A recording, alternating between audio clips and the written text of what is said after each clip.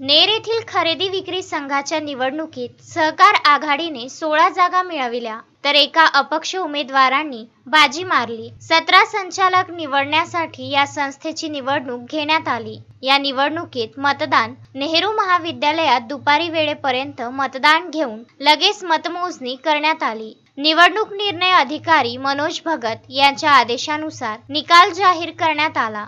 या निवडणुकीसाठी शिवसेना शिंदे गट, राष्ट्रवादी काँग्रेस अजित पवार गट आणि राष्ट्रीय काँग्रेस गट एकत्रित येऊन शेतकरी सहकार आघाडी केली. या आघाडीचे 5 संचालक बिनविरोध निवडून आले.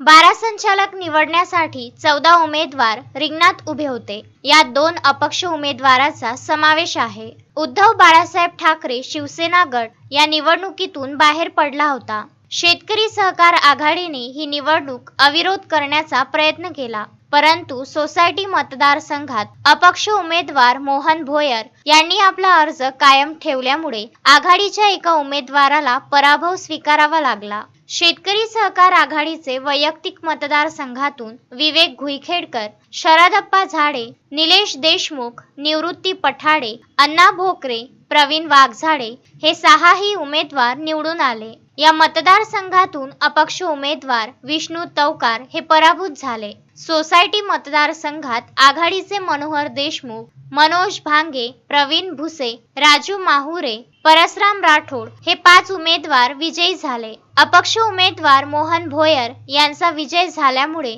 आघाडीचे संतोष साखरवाडे यांचा पराभव झाला. आघाडीचे अमित ढोमणे, प्रभाकर कापशीकर, ममता गुल्हाणे, दीपाली खेरे, चंदन चौधरी हे 5 उमेदवार निवडून आले. अपक्ष उमेदवार मोहन भोयर हे निवडून येण्यासाठी उद्धव बाळासाहेब ठाकरे गटाचे स्नेहल भाकरे, बाबू पाटील जैत यांनी बाहेरून पाठिंबा देऊन विशेष भूमिका बजावली.